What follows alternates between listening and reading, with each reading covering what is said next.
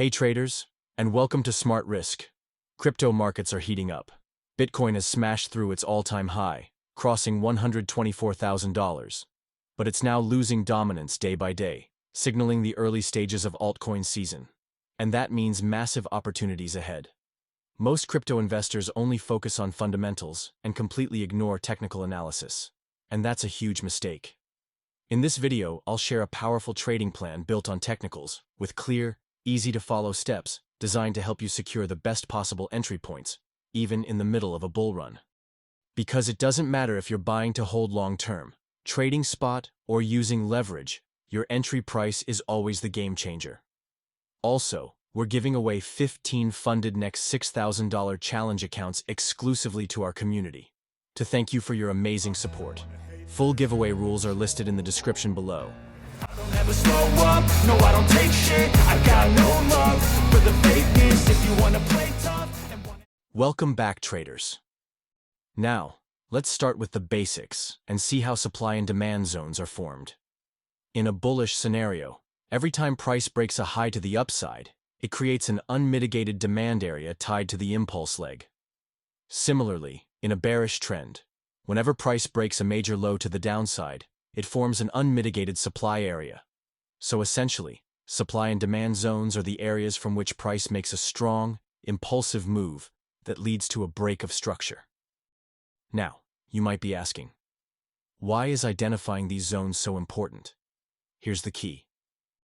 These zones are where smart money first enters their positions, often at the origin of a trend. They're decisional areas that form before institutional orders are executed. That's why they carry so much weight. Price tends to respect them. When price comes back to these zones, institutions often step in again to defend their positions. In simple terms, institutional money protects its territory, and that defense is what sparks the reversal. Another big reason these zones are respected, and why price often reverses from them so cleanly, comes down to how institutions operate. Large institutions don't enter the market all at once. Instead, they scale in gradually, often in multiple stages, especially around zones where their earlier trades have already left footprints. This means not all of their original orders get filled during the first move. So, when price returns to the demand zone, they see it as a second chance to execute the rest of their orders, and that's when they step in. That's exactly why we wait for price to revisit these zones. Now, let's move on and see how to correctly draw them on the chart. So here, price is in a strong uptrend, forming several successive higher highs and higher lows. That means we should focus on identifying demand areas. If you look closely, you'll notice that price continues to break previous highs while protecting the lows. Each time it breaks a previous high, a new demand area is formed. Starting from the bottom left, here, you can see price breaking above the most recent high with a single, rapid impulse leg. That breakout creates a demand area at the origin of the move. To highlight this properly, you want to focus on the very beginning of the impulse that caused the break of the structure. This is the exact spot where price was aggressively pushed away. In this case, the last two down close consecutive candles, before the expansion move from the demand zone we were looking for. Once again, we see price forming a new higher high. After a temporary pullback, it pushes upward again and breaks the most recent major high, creating a bullish break of structure. That means another demand area is formed at the origin of this latest bullish impulse. In this case, the three consecutive down close candles before the strong expansion move represent the next unmitigated demand zone. Next, price creates yet another higher high, then pulls back. Notice how it taps directly into the previous demand zone, rejects strongly, and reverses with aggressive buying momentum. This powerful move breaks above the recent high, confirming a fresh break of structure. So, we have another demand area to highlight. Just as before, we focus on the origin of the bullish impulse leg, the point where price actually launched upward. The opposing colored down close candles at this origin form the latest demand zone. Now, let's keep going. Next, we see that price pushes lower, and after tapping into the latest demand zone, it changes direction and rallies higher, briefly penetrating the most recent swing high with a candle wick before closing back inside the range. This move is important to break down carefully. Since price did not close above the previous major high, this cannot be considered a valid break of structure. Instead, it should be classified as a liquidity sweep. And here's the key takeaway.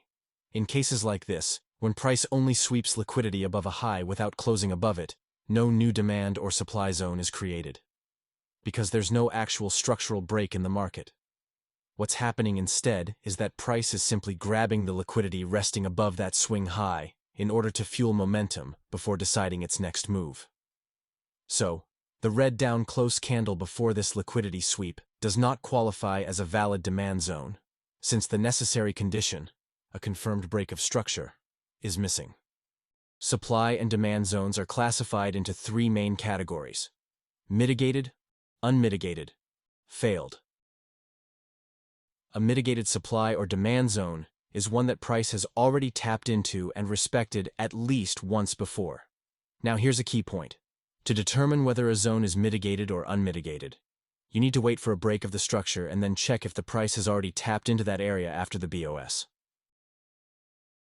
For example, in this case, notice how the price didn't reach the demand after the BOS. That means this zone is still unmitigated, because any mitigation that occurred before the break of the structure doesn't count. Another important thing to remember: once a supply or demand is mitigated, your focus should shift to the next zone. This is usually a strong sign of trend continuation. If the next supply or demand is also respected, you can then move on to the following zone, and so on, essentially mapping the structure step by step with the flow of the trend. Similar to order blocks, supply and demand zones are considered a one-time use concept. That means we only focus on them for trading opportunities or analysis when price first interacts with them. Once a supply, demand, or order block has been mitigated, it's no longer an area of interest for future trades. Unmitigated zones are the areas where price hasn't yet tapped into after their formation. They're the most important zones to watch because there's a high probability that price will come back to mitigate them, often leading to strong reactions or reversals. Number 3. Failed zones. As the name suggests, these are zones that price does not respect. Instead, price breaks through them and closes beyond with the candle body in the opposite direction. Why are they important?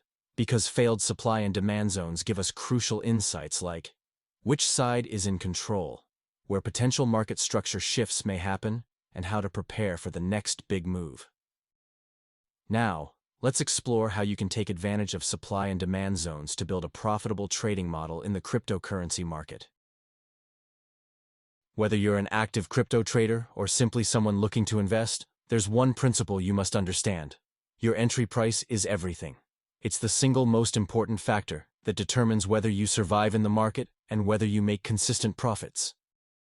It doesn't matter if you're buying to hold long-term, or you're trading spot, or even using margin with leverage. Your entry price will always be the game changer. This is where supply and demand zones shine. They work exceptionally well in the crypto market and can give you high-quality opportunities, especially in coins with the most liquidity, like Bitcoin, Ethereum, and Solana.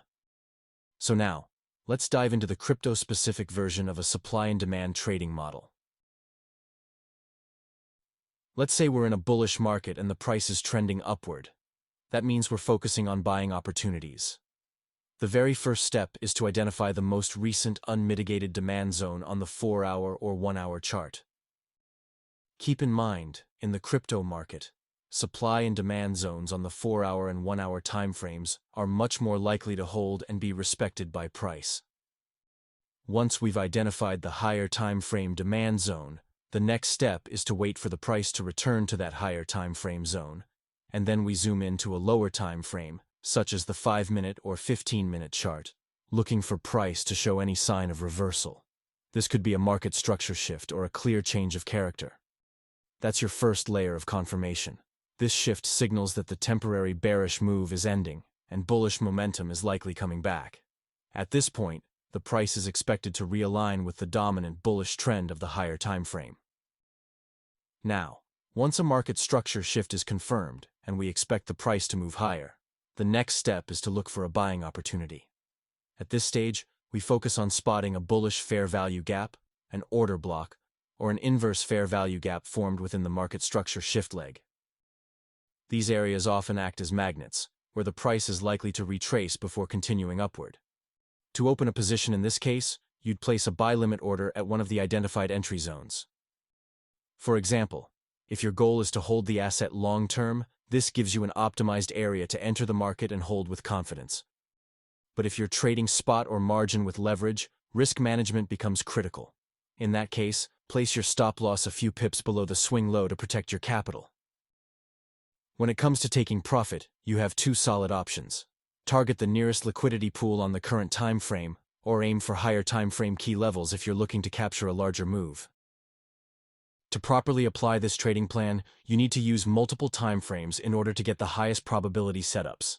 Start with a higher time frame to analyze overall market conditions and identify high-quality supply and demands, such as the 4-hour or 1-hour charts. Then, switch to a lower time frame to zoom in for confirmation signals and entries, typically the 15-minute or 5-minute charts. If you prefer using the 1-hour time frame to spot supply and demand, and then drop down to the 5-minute chart to find any entry point, the 1-hour provides more frequent patterns compared to the 4-hour, which is great for active traders. However, keep in mind that supply and demand that form on the 4-hour are generally more reliable and higher in quality. So, if you decide to work with the 4-hour time frame for identifying supply and demand, then your entry and confirmation should come from the 15-minute chart instead. Now let's put everything together and walk through how to actually execute a trade on a real chart example. Coin dollar 4-hour chart on the screen.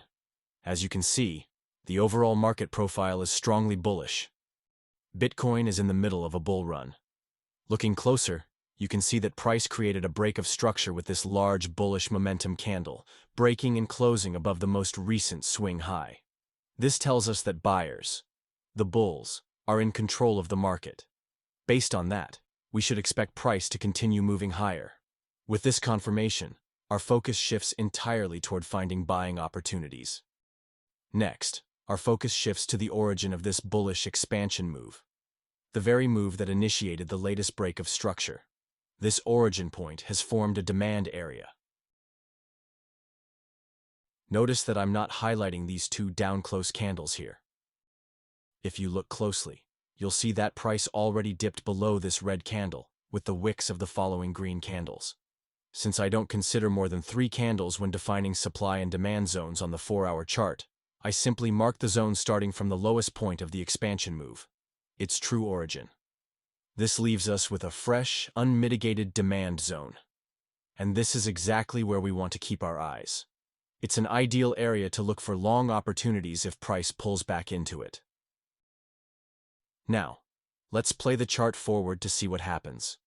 As you can see, price taps into the zone and shows rejection. At this stage, I zoom into the lower time frame, in this case the 15-minute chart, to closely track price action within the 4-hour demand zone, and look for any signs of reversal and refine a suitable entry point for a long trade. Now, here on the 15-minute chart, if you look closely, you can see that after tapping into the 4-hour fresh demand zone, price rejected and formed market structure shift by breaking and closing above this 15-minute swing high. This tells us that selling momentum is fading, buyers are stepping back in, and price is likely to realign with the 4-hour bullish trend. Once the bullish structure is confirmed on the 15-minute chart, we expect price to push higher. The next step is to look for an entry point for a long trade. This could be a fair value gap, an order block, or an inverted fair value gap that formed within the market structure shift leg. If you look closely, you'll notice that price has created a bullish fair value gap inside this structure shift leg. This area often acts like a magnet, pulling price back before continuing to the upside. So, in this case, I'd set my entry at the highest point of that 15-minute bullish fair value gap, using a buy limit order, and simply wait for it to be triggered. If you're buying to hold as a longer-term asset, your stop loss should be placed below the 4-hour demand zone. But if you're trading spot or margin with leverage, you'd want to set your stop loss just below the 15-minute swing low. Now, let's see if our trade plays out successfully. As you can see, price dipped lower, tapped into our buy limit order, and then shifted direction, pushing higher exactly as expected. This confirms the effectiveness of combining higher timeframe demand zones with lower timeframe confirmations for sniper entries. That's it, traders. Thanks for watching. I hope you found this video valuable. If you did, hit subscribe and turn on notifications so you never miss an update. Drop a comment below with your thoughts or topics you'd like to see next. Your support means the world to us. See you in the next video.